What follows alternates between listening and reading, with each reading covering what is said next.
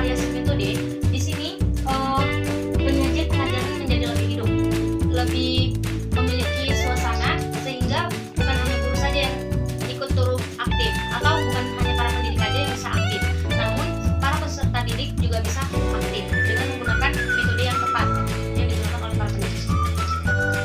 Metode mengajar yang diterapkan dalam suatu pengajaran dikatakan efektif bila menghasilkan sesuatu yang sesuai dengan yang diharapkan, atau dapat dikatakan tujuan telah tercapai.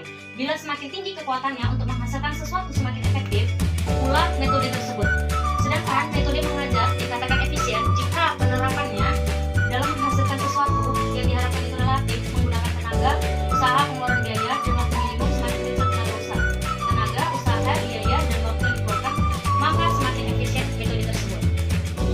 Penggunaan metode yang tepat akan turut menentukan efektivitas dan efisien pembelajaran, yang dimana pembelajaran perlu dilakukan dengan sedikit ceramah dengan metode-metode yang berpusat pada guru, serta lebih menekankan pada interaksi peserta didik.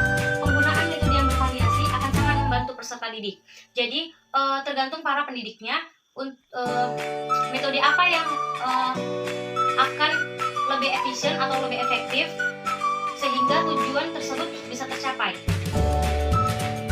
Lalu di sini kita masuk ke macam-macam metode pembelajaran dan penerapannya dalam belajar pembelajaran serta kriteria pemilihan metode pembelajaran terhadap aktivitas peserta didik. Apabila kita ingin mengajarkan suatu mata pelajaran kepada peserta didik dengan baik dan berhasil, pertama-tama yang harus diperhatikan adalah untuk memilih metode atau cara yang akan dilakukan sehingga sasaran yang diharapkan dapat tercapai atau terlaksana dengan baik.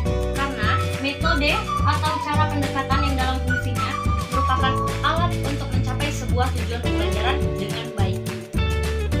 Dengan demikian, jika pengetahuan tentang metode-metode dapat diklarifikasikan dengan tepat, maka sasaran untuk mencapai tujuan tersebut semakin efektif dan efisien. Baiklah, di sini kita akan masuk ke macam-macam metode. Di sini pertama kita masuk ke metode ceramah. Dapat kita ketahui, metode ceramah adalah sebuah metode mengajar dengan menyampaikan informasi dan pengetahuan secara lisan kepada sejumlah siswa atau peserta didik yang pada umumnya mengikuti secara pasif. Jadi dapat disimpulkan di sini metode ceramah merupakan metode mengajar yang digunakan untuk menyampaikan informasi dari pendidik ke peserta didik. Metode ceramah dapat dikatakan sebagai salah satu metode yang paling efisien dan efektif. Kenapa sih dapat dikatakan seperti itu? Karena untuk penyampaian informasi dengan melalui metode ceramah itu dapat lebih diterima oleh peserta didik, karena dapat kita ketahui peserta didik di sini dapat terbantu oleh kayak seperti alat peraga, kayak kelangkaan buku dan alat bantu peraga. Metode berpusat sehingga menghasilkan komunikasi yang searah. Jadi, jika metode ceramah itu dapat diterapkan dengan efektif dan efisien sebagaimana tujuannya, di sini komunikasinya dapat berjalan dengan baik antara para pendidik dan peserta didik. Jadi, ceramah merupakan suatu cara penyampaian informasi dengan lisan seorang kepada sejumlah pendengar dari ruangan. Kegiatan berpusat pada penceramah dan komunikasi yang terjadi searah dari pembicara kepada pendengar. Jadi metode ceramah itu metode yang disampaikan melalui komunikasi dan didengar oleh satu ruangan tersebut. Metode ceramah merupakan metode yang paling banyak dipakai oleh peserta didik. Hal ini mungkin dianggap oleh guru sebagai metode mengajar yang paling mudah dilaksanakan. Lalu, bagaimana sih implementasi metode ceramah oleh para pendidik? Jadi, implementasinya ini adalah guru mendominasi kegiatan belajar mengajar, definisi dari rumus diberikannya, penurunan rumus atau pembuktian dalil dilakukan sendiri oleh guru. Nah, jadi misal nih, contoh kayak dalam satu ruangan itu, peserta didik dan para pendidik itu lagi mempelajari rumus Pitagoras.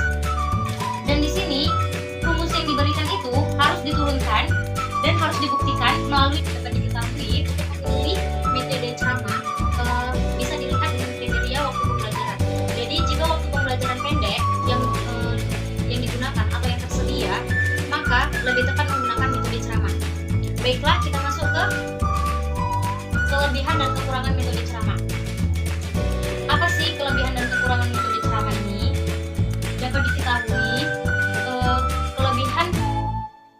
ceramah, yaitu guru dapat memberikan tekanan terhadap hal-hal yang dianggap penting. Dan yang kedua, dapat menyelesaikan kurikulum atau silabus dengan lebih mudah dan lebih cepat. Dan ada juga kekurangannya. Apa aja sih kekurangannya?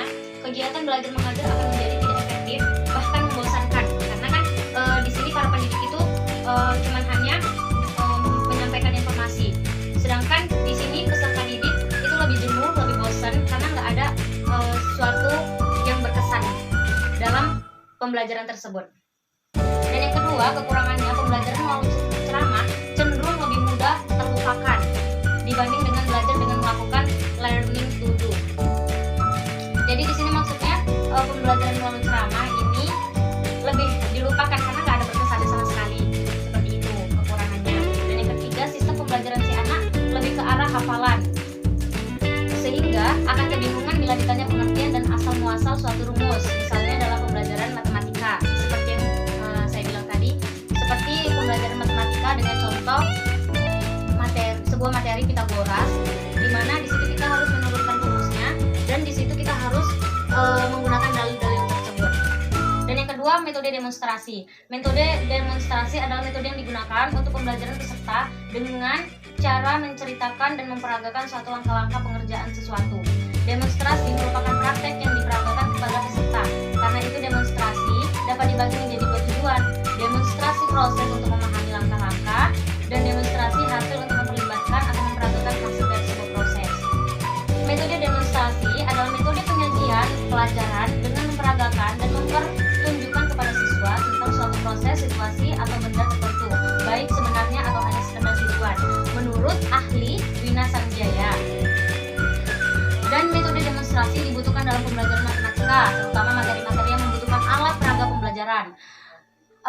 Langkah-langkah untuk menggunakan metode demonstrasi secara langsung dan efektif serta efisien, yakni yang pertama, lakukanlah perencanaan yang matang. Jadi untuk menggunakan metode demonstrasi, kita harus mempunyai perencanaan yang benar-benar matang, yang benar-benar kita yakin. Lalu yang kedua, rumuskanlah tujuan pembelajaran. Kita harus merumuskan tujuan pembelajaran. Jadi tujuan pembelajaran ini ranahnya itu mau kemana, seperti itu. Lalu yang ketiga, buatlah garis besar langkah-langkah demonstrasi. Kita harus membuat garis-garis besar atau masalah-masalah yang nantinya dapat kita ketahui atau dapat kita selesaikan, sehingga akan lebih efektif jika yang dikuasai dan dipahami baik oleh peserta didik maupun oleh guru. Tetapkanlah apakah demonstrasi tersebut akan dilakukan guru atau oleh peserta didik. Di sini kita harus mengetahui yang berperan aktif di sini siapa, guru, pendidik atau peserta didik. Kemudian kalau misalnya guru, nantinya peserta didik itu harus mengikuti. Dan yang kelima, itu mulailah demonstrasi dengan menarik perhatian seluruh peserta didik dan ciptakanlah suasana yang tenang dan menyenangkan. Dan yang keenam, lakukanlah evaluasi terhadap pembelajaran yang telah dilaksanakan, baik terhadap efektivitas metode demonstrasi maupun terhadap hasil belajar peserta didik. Kelebihan dan kekurangan metode demonstrasi. Kelebihan metode demonstrasi, perhatian murid dapat dipusatkan kepada hal-hal yang dianggap penting, dan yang kedua, dapat membimbing murid ke arah berpikir yang sama. Lalu kekurangan metode demonstrasi ini, metode ini memerlukan keterampilan guru secara khusus, karena tanpa ditunjang dengan hal itu pelaksanaan demonstrasi akan tidak efektif. Fasilitas seperti peralatan, tempat, dan biaya yang memadai tidak selalu tersedia dengan baik.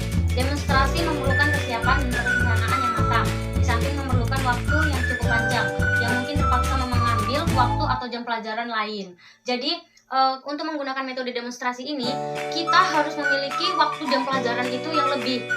Kalau jam pelajarannya singkat, maka metode demonstrasi ini tidak begitu efektif dan efisien jika terlaksana. Lalu yang ketiga, metode tanya jawab. Di sini metode tanya jawab adalah penyampaian pesan pengajaran dengan cara mengajukan pertanyaan-pertanyaan dan siswa memberikan jawaban, atau sebaliknya, siswa diberi kesempatan untuk bertanya dan guru menjawab. Jadi di sini suasana menggunakan metode tanya jawab itu lebih efektif dan efisien, sehingga suasananya itu lebih menyenangkan.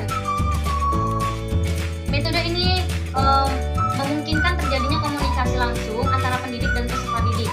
Bisa dalam bentuk pendidik bertanya dan peserta didik menjawab, atau dengan sebaliknya, pendidik bertanya atau pendidik bertanya dan peserta didik menjawab, atau guru menjawab dan peserta didik bertanya.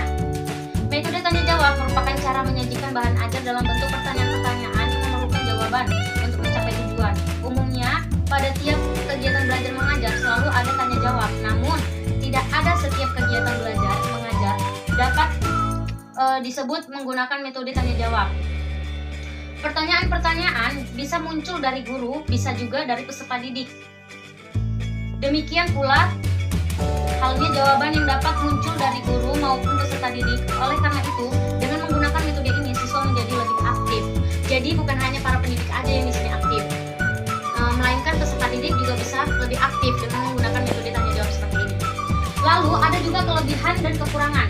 Di sini kelebihannya pertanyaan menarik dan dapat menarik dan memusatkan perhatian siswa. Jadi di sini siswanya lebih berpikir kritis. Lalu yang kedua, merangsang siswa untuk melatih dan mengembangkan cara berpikir. Jadi cara berpikir siswa ini semakin maju dengan menggunakan metode tanya jawab. Inilah kelebihannya. Lalu yang ketiga, mengembangkan